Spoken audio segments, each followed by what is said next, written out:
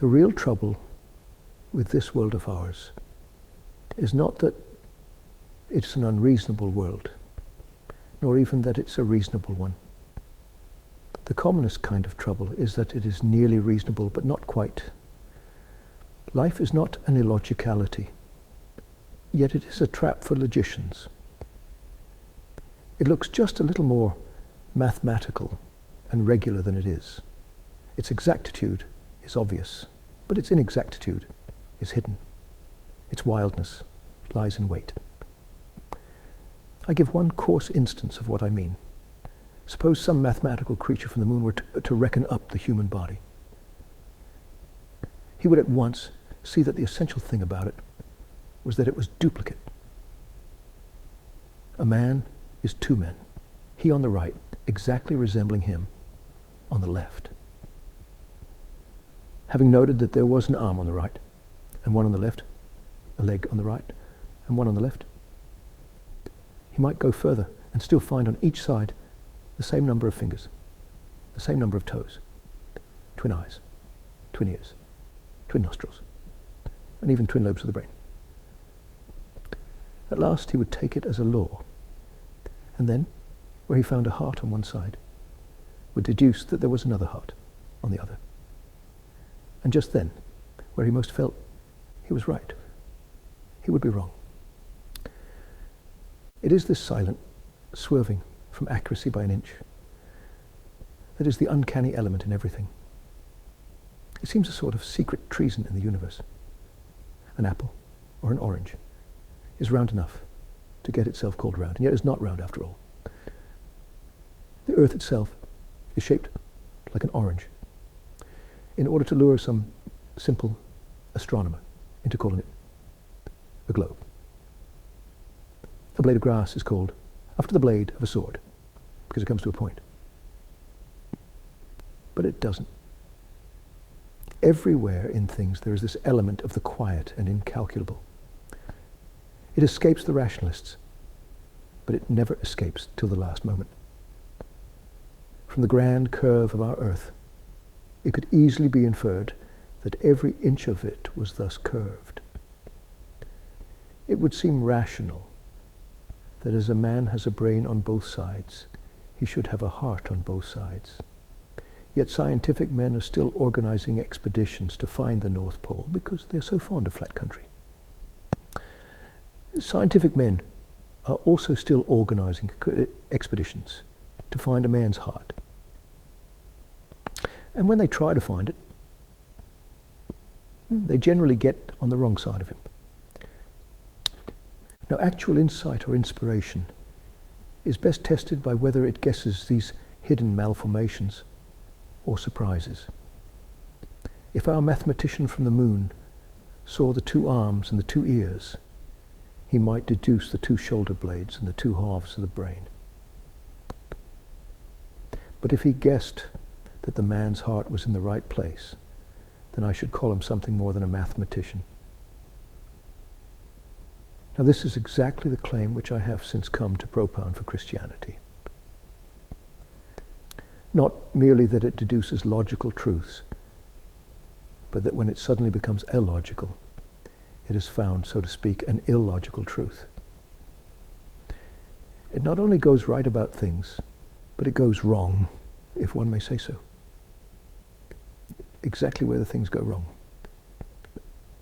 Its plan suits the secret irregularities and expects the unexpected. It is simple about the simple truth, but it is stubborn about the subtle truth. It will admit that a man has two hands.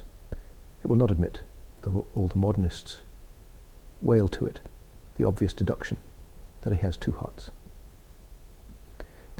It is my only purpose in this chapter to point this out, to show that whenever we feel there is something odd in Christian theology, we shall generally find that there is something odd in the truth. I have alluded to an unmeaning phrase to the effect that such and such a creed cannot be believed in our age. Of course, anything can be believed in any age. But oddly enough, there really is a sense in which A creed, if it is believed at all, can be believed more fixedly in a complex society than in a simple one. If a man finds Christianity true in Birmingham, he has actually clearer reasons for faith than if he had found it true in Mercia. For the more complicated seems the coincidence, the less it can be a coincidence. If snowflakes fell in the shape, say, of the heart of Midlothian, it might be an accident. But if snowflakes fell in the exact shape of the maze at Hampton Court, I think one might call it a miracle. It is exactly as of such a miracle that I have since come to feel of the philosophy of Christianity. The complication of our modern world proves the truth of the creed more perfectly than any of the plain problems of the ages of faith. It was in Notting Hill and Battersea that I began to see that Christianity was true. This is why the faith has that elaboration of doctrines and details which so much distresses those who admire Christianity without believing in it. When once one believes in a creed, one is proud of its complexity, as scientists are proud of the complexity of science. It shows how rich it is in discoveries. If it is right at all, it is a compliment to say that it's elaborately right. A stick might fit a hole, or a stone, a hollow by accident. But a key and a lock are both complex. And if a key fits a lock, you know it is the right key. But this involved accuracy of the thing makes it very difficult to do what I now have to do, to describe this accumulation of truth. It is very hard for a man to defend anything of which he is entirely convinced.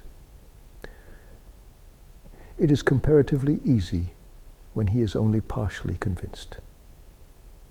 He is partially convinced because he has found this or that proof of the thing, and he can expound it. But a man is not really convinced of a philosophic theory when he finds that something proves it.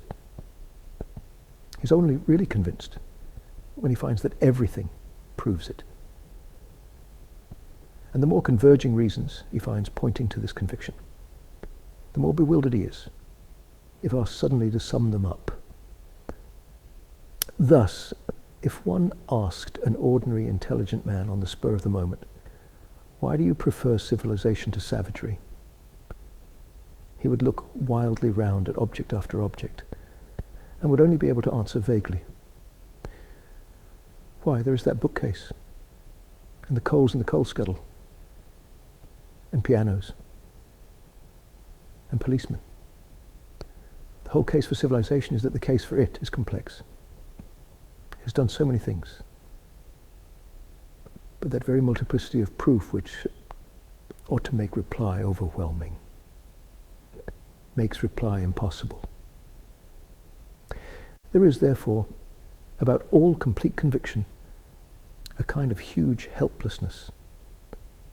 The belief is so big that it takes a long time to get it into action. And this hesitation chiefly arises, oddly enough, from an indifference about where one should begin. All roads lead to Rome, which is one reason why many people never get there. In the case of this defense of the Christian conviction, I confess that I would as soon begin the argument with one thing as another. I would begin it with a turnip or a taximeter cap. But if I am to be at all careful about making my meaning clear, it will, I think, be wiser to continue the current arguments of the last chapter, which was concerned to urge the first of these mystical coincidences, or rather ratifications. All I had hitherto heard of Christian theology had alienated me from it.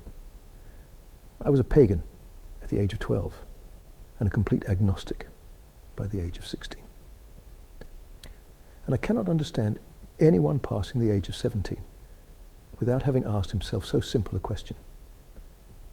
I did indeed retain a cloudy reverence for a cosmic deity and a great historical interest in the founder of Christianity.